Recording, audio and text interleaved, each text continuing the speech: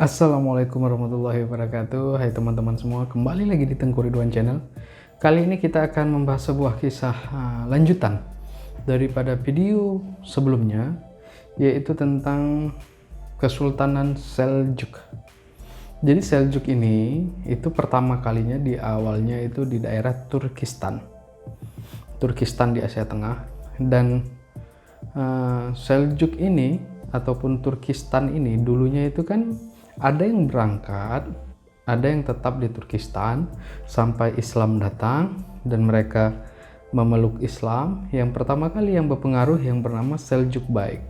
Jadi dia yang pertama kali memeluk Islam dan dia yang mempunyai power untuk menyatukan suku-suku di Seljuk, dan sehingga diberilah dia nama kesultanannya Seljuk di bawah daripada kerajaan Samaniyah pada saat itu di Turkistan yang sedang terus berselisih dengan kerajaan Ghazwiyah. Jadi ketika Samaniyah ini kalah, runtuh, Seljuk yang naik dan Seljuk yang memerangi si Ghazwiyah, dan si Ghazwiyah kalah, Seljuk berdiri, begitulah dia. Makanya dia menjadi Kesultanan Seljuk. Dan pada saat kepemimpinan yang kedua yaitu Tugril Baik ini mendapatkan apa istilahnya? Kalau Aceh itu Capsikureng ataupun daerah otonom daripada Abbasiyah.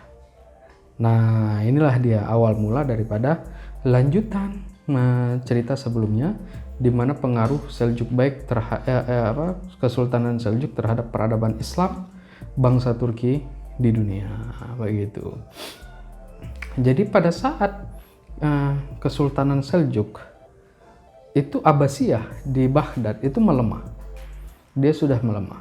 Terus Seljuk di Turkistan itu masih kuat, tetapi mereka ini belum bisa dibilang daulah karena masih terdapat kesultanan Islam yang berada di berbagai wilayah, salah satunya di Mesir yaitu Kesultanan Fatimiyah, tetapi mereka condong ke Syiah, begitu.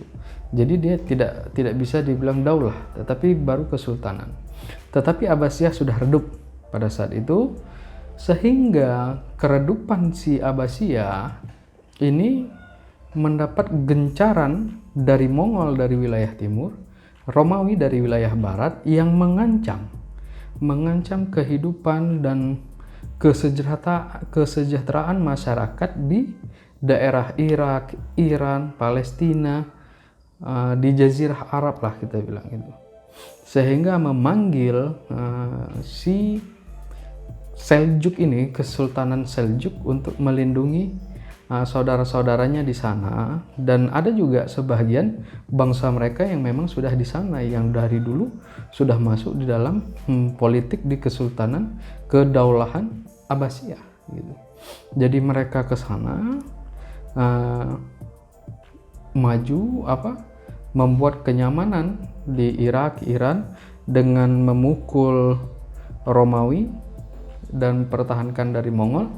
Dan perang salib 1, perang salib 2 itu sama mereka, sama Seljuk. Jadi mereka yang berpengaruh terhadap perang salib 1, perang salib 2, yang di satu sisi dikisahkan oleh orang-orang barat. Jadi lawannya itu adalah Seljuk. Dari kaum musliminnya itu Kesultanan Seljuk, itu dia.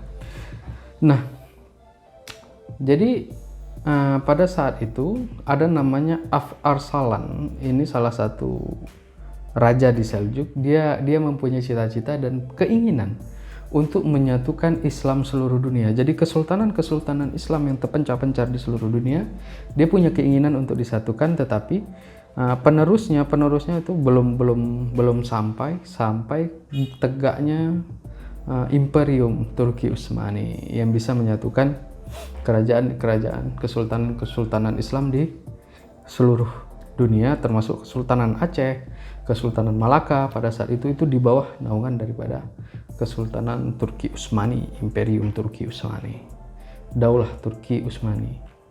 Jadi dan apa sih kita bilang pengaruh Seljuk?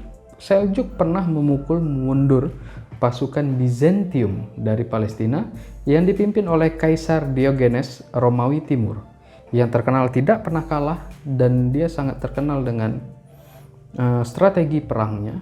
Tetapi pada saat itu dia dipukul mundur oleh Seljuk, dikalahkan oleh Seljuk di Palestina, dan Seljuk membebaskan Palestina daripada Romawi pada saat itu. Makanya nanti ketika Turki Utsmani sudah berdiri dan dipimpin oleh Abdul Hamid II kalau tidak salah, ketika orang-orang Yahudi meminta tanah Palestina, dia tidak memberikannya karena itu adalah daerah yang telah dibebaskan oleh nenek moyangnya. Itulah yang telah dibebaskan oleh Seljuk. Jadi dulu itu rebut-rebutan terus, dan terakhir kalinya diamankan oleh muslimin dari Kesultanan Seljuk hingga Turki Utsmani.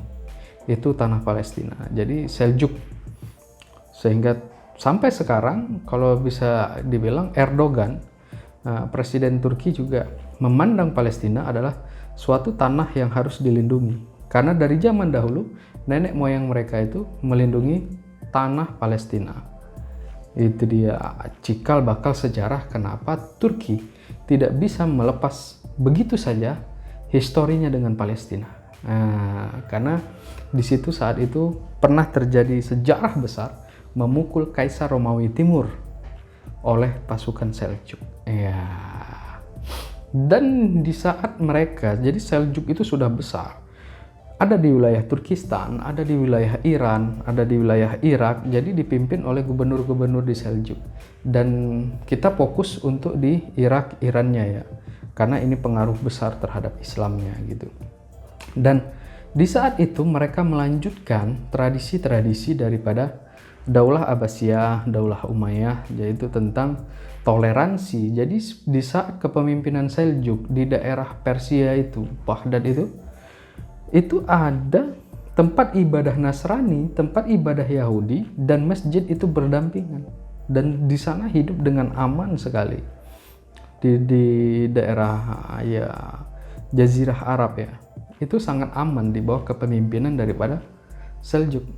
Mereka menerapkan toleransi yang tinggi sampai ke masyarakat bawahnya itu melakukan toleransi yang tinggi.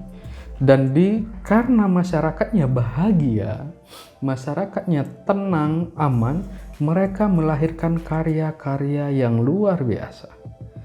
Di dunia arsitek, mereka membangun sebuah bangunan yang bahkan sampai sekarang seperti hadiah ya daripada Kesultanan Seljuk untuk dunia. Jadi sebuah arsitek-arsitek yang luar biasa pada masanya dilahirkan oleh ilmuwan-ilmuwan di Kesultanan Seljuk. Tidak hanya itu, Kesultanan Seljuk untuk membahagiakan masyarakatnya, dia juga menggratiskan biaya perawatan di rumah sakit.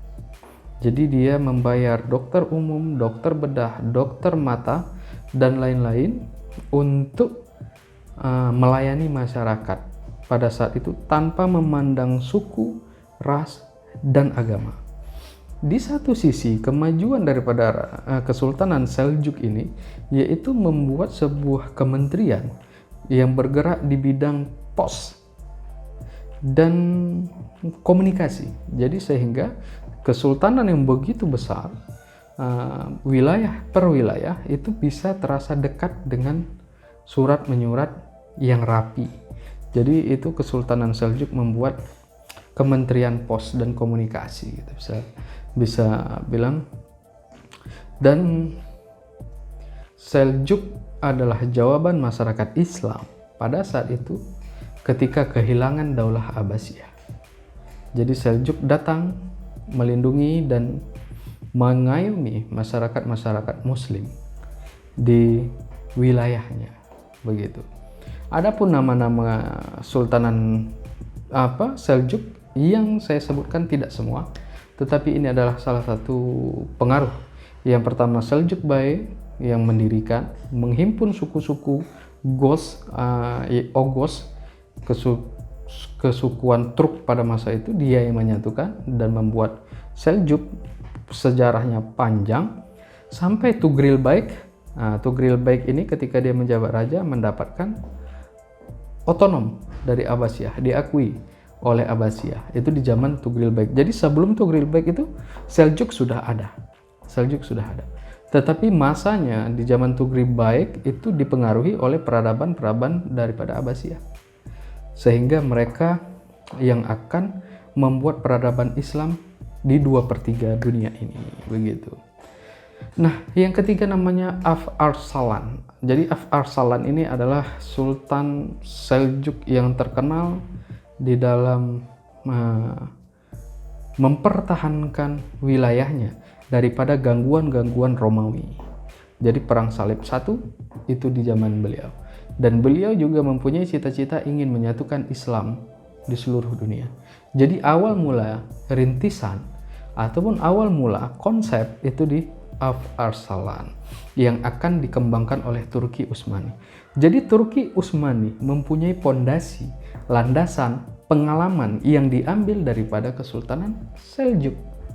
Jadi Turki Utsmani tidak bisa begitu saja besar tanpa ada pondasi ataupun pengalaman yang mereka ambil. Ya, mereka ngambil daripada Kesultanan Seljuk yang berhasil membuat masyarakat yang aman, tentram, dan nyaman. Nah, Kesultanan Seljuk akar dasar pondasinya diambil daripada Daulah Abbasiyah dan Umayyah.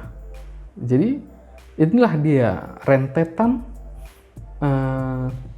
hubungan Turki Utsmani, kejayaan Turki Utsmani dengan peradaban Islam di masa pertengahan. Jadi Abbasiyah yang kita bilang tadi dari zaman Umar bin Khattab, bangsa Turk tadi telah masuk Islam. Dia bergabung dengan Mujahidin sampai di Bani Umayyah.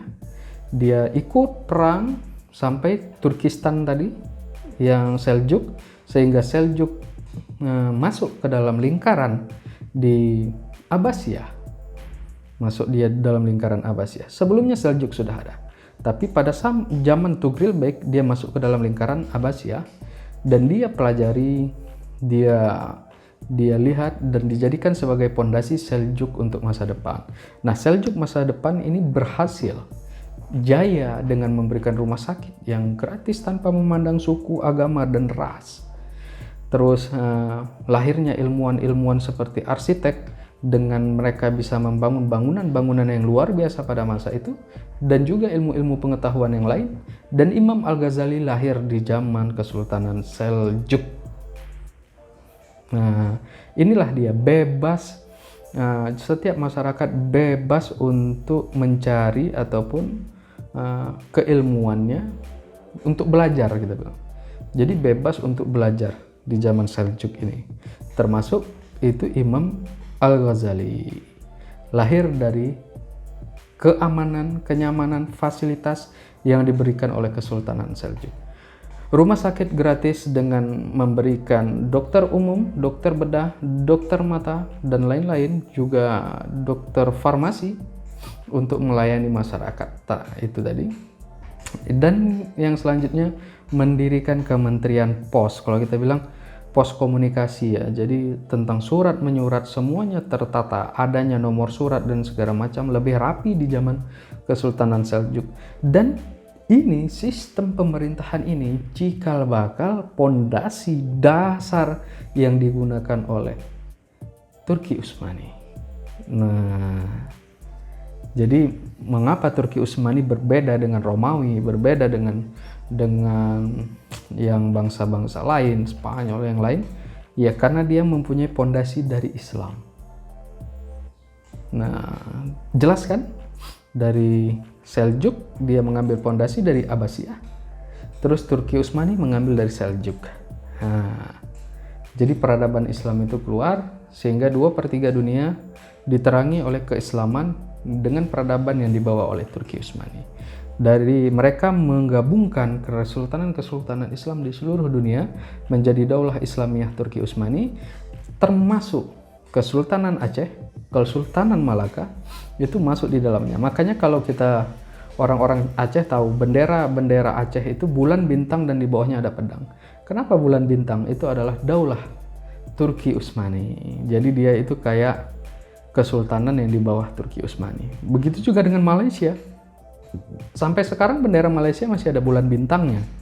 Itu menandakan mereka dahulu sejarahnya adalah daulah dari Turki Utsmani. Itu nanti kita bahas lagi bagaimana pengaruh Kesultanan Turki Utsmani terutama di Asia Tenggara. Wah, ini dahsyat ini ya. Mantap lah, masa enggak. Jadi kita tahu kenapa ya di masjid itu kubahnya bulan bintang. Padahal bulan bintang bukan simbol Islam di zaman Nabi, tetapi kok bulan bintang di mihrab di tangga khutbah ada ukiran bulan bintang. Itu juga nanti kita ceritakan, kita kupas tuntas apa pengaruh daripada Turki Utsmani di Asia Tenggara sampai ke Asia Tenggara, India, 2/3 dunia ini peradaban Islam dibangun oleh Turki Utsmani. Sampai bendera Rasulullah, rambut Rasulullah, cangkir Rasulullah itu disimpan di Turki Utsmani. Kok bisa dia yang nyimpan bukan di Arab kan gitu? Karena dulu daulahnya itu daulah besar Turki Utsmani. Nanti kita bahas dan video selanjutnya akan membahas bagaimana si Turki Utsmani ini lahir daripada Seljuk. Nah, tunggu aja, dahsyat ini. Lebih dan kurang saya mohon maaf. Bagi teman-teman, mohon untuk di-subscribe, komen, dan like agar membangun channel ini semakin gitulah ya kan. Saya akhiri dengan wabillahi taufiq wal hidayah. Assalamualaikum warahmatullahi wabarakatuh.